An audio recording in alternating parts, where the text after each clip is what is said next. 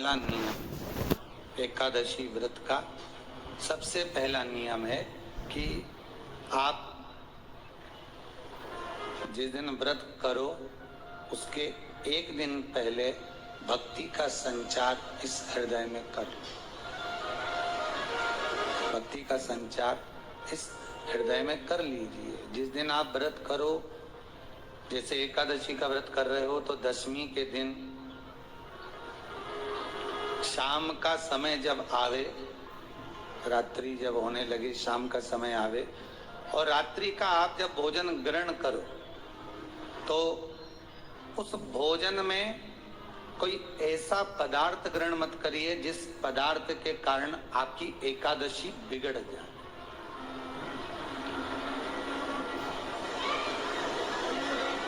कोई बेकार भोजन में ग्रहण नहीं करना, श्रेष्ठ भोजन ग्रहण करिए दशमी के दिन। और एकादशी का दूसरा नियम बहुत ध्यान से सुनिएगा। जिस दिन आपकी एकादशी का व्रत हो उस दिन प्रयास करिएगा कि अपने हाथ से किसी भी वृक्ष की कोई पत्ती टूटे ना।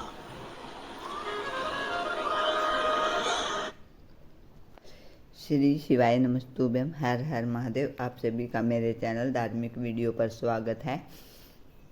पूज्य प्रदीप मिश्रा जी ने एकादशी व्रत के नियम बताए हैं, उन्हें ध्यान से सुनिए और उन पर अमल कीजिए ताकि आपका व्रत है जो वो पूर्ण फल दे सके और आपकी हर मनोकामना पूरी हो सके। श्री शिवाय नमस्तुभ्यम। किसी भी वृक्ष की, पौधे की, किसी भी वृक्ष की पत्ती अपने हाथ से ना टूटे।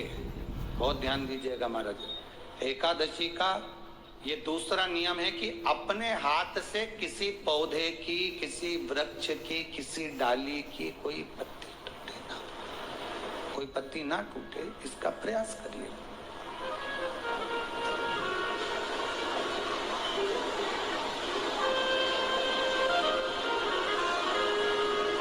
कितना सुंदर व्याख्यान कहा है, कितना सुंदर वर्णन है महाराज कि मात्र एकादशी का व्रत कर लेने पर, मात्र एकादशी का व्रत कर लेने पर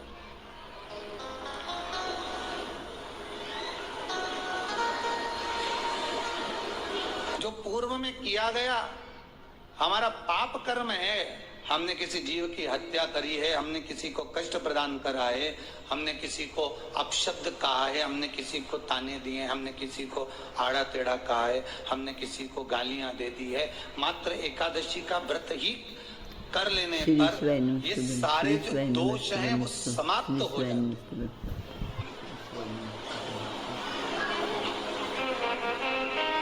सारे दोष हमारे समाप्ति पर आ जाते।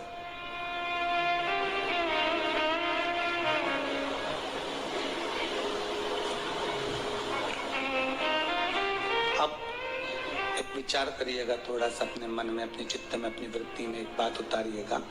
एक अपने मन में एक बात को उतार कर रखिएगा कि आप अपने पाप को, अपने पाप कर्म को जिस दिन क्षीण करने वाले हो, समाप्त करने वाले हो, अपने पाप को आप जिस दिन समाप्ति पर लेकर जा रहे हो तो उसके एक दिन पहले आपको प्रसन्नता होना चाहिए कि नहीं होना चाहिए कि कल मेरा पाप कटने वाला है, कल मेरा पाप समाप्त होने वाला है। जो मैंने पाप कर्म करा है वो समाप्त होगा, जो मैंने पाप कर्म करा है वो कल समाप्त हो जाएगा। तो एक दिन पहले आपके चेहरे पर प्रसन्नता हो कि ना हो?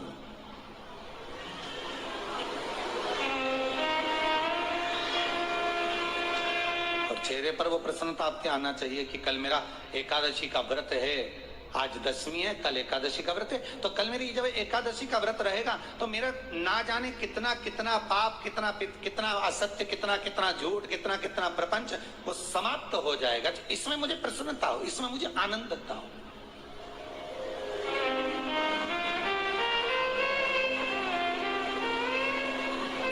तो क्या कहा गया कि प्रयास करिएगा कि एकादशी के दिन कोई वृक्ष की, कोई डाली की, कोई कौपल की कोई पत्ती ना तोड़ी जाए।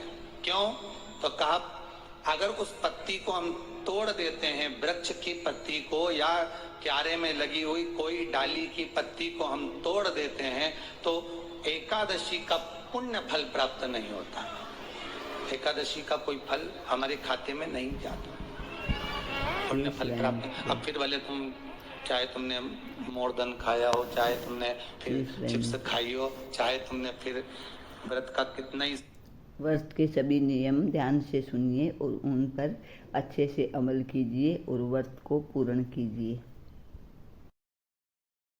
और तुमने सोचा कि आज मेरी एकादशी है, तो फिर उसका कोई फल प्राप्त नहीं है, उसका कोई सुख प्राप्त नहीं है, फिर उसका कोई आनंद प्राप्त नहीं है आपको, तो उसमें कोई आनंद की अनुभूति आपको नहीं मिल रही।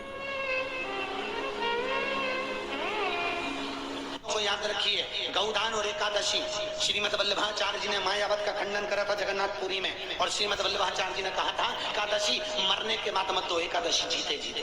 कहा था कि नहीं कहा था? जीते जी दान करिए। इसलिए जगदीश में जगन्नाथपुरी में एकादशी उल्टी लटकी हुई है। करें आप दर्शन, जगदीश में एकादशी को उल्टा लटकाया। क्यों? क्योंकि वल्लभ ने कहा कि एकादशी जीते जी दो। कई पंडित कहते हैं तुम्हारे दादाजी मर गए, जब 12वें का दिन होता है ना, तो पंडित जी संकल्प छुड़ाते हैं, दो एकादशी। बड़े बेटे ने 5 दे दी, छोटी बहू ने 3 दे दी, उसने 2 दे दी, उसने 2 दे दी, तो क्या तुम्हारे दादाजी भिखारी थे जो तुम्हारी एकादशियां लेकर जाएंगे? और तुम कौन होते हो दादाजी को एकादशी देने वाले? तुमने कौन सा इतने पुण्य कर ली जो तुमने एकादशी दे दी? एकादशी के दान की महत्वता श्रीमद वल्लभाचार्य जी ने कहा कि कोई व्यक्ति अगर खटिया पर सड़ रहा है, पलंग पर तड़प रहा है, हॉस्पिटल में पड़ा हुआ है, तो निवेदन है कि उसको देखने जाओ तो अपनी करी हुई एकादशी में से 2 एकादशी का दान उसको तुरंत दे दो। क्यों? तो जिससे उसको मोक्ष मिल जाए, मरने के बाद नहीं। क्योंकि मरने के बाद तो 10वें के दिन गरुड़ पुराण में लिखा है 10 दिन तक जीवात्मा घर की अटारी पे रहती है। कितने दिन? 10 दिन। 10 दिन के बाद जीवात्मा चली जाती है। कहाँ जाती है? उसको जहाँ जाना है। 3 दिन में उसको भोग भोगना पड़ता है जीवात्मा को। 3 दिन नरक का भोग भोगती है, उसके बाद स्वर्ग का भोग भोगती है। 18 दिन में ये प्रोसेस पूरी हो जाती है। कितने दिन? 18 दिन। 18 दिन के बाद में उस जीवात्मा को धान के खेत में पटका जाता है। किसके खेत में? धान के, चावल के खेत में।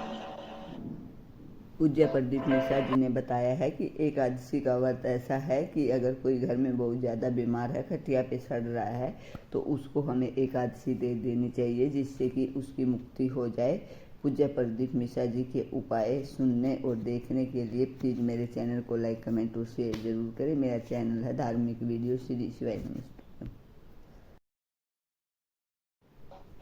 इसलिए कहते हैं एकादशी के दिन चावल मत खाओ। कहते कि नहीं कहते? और क्या कहते हैं? द्वादशी के दिन चावल खाना जरूरी है। एकादशी का पालना करना है तो द्वादशी को चावल का 1 ग्रास खाओ, तब द्वादशी को चावल खाओगे तो एकादशी लगेगी। चावल नहीं खाओगे तो एकादशी नहीं लगेगी। द्वादशी को चावल खाना जरूरी है। क्यों कहते हैं? क्योंकि धान के खेत में जीव को छोड़ा जाता है, उस धान के खेत में, चावल के खेत में जीवात्मा रहती है। उसको चिड़िया खाती है तो चिड़िया के रूप में जन्म लेता है, मनुष्य खाता है तो मनुष्य के रूप में जन्म लेता है। इसलिए एकादशी के दिन चावल नहीं खाया जाता है, क्योंकि एकादशी के दिन हम चावल खाएंगे तो जीव हत्या का दोष लग जाएगा। फिर कब खाना है? द्वादशी के दिन। द्वादशी के दिन क्यों खाया जाता है?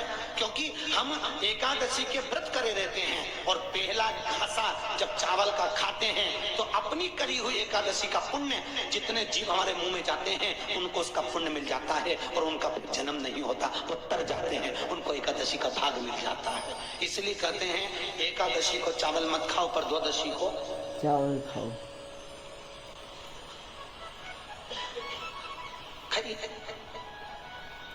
10 दिन तक जीवात्मा है, और आपने एकादशी कब जान दिया?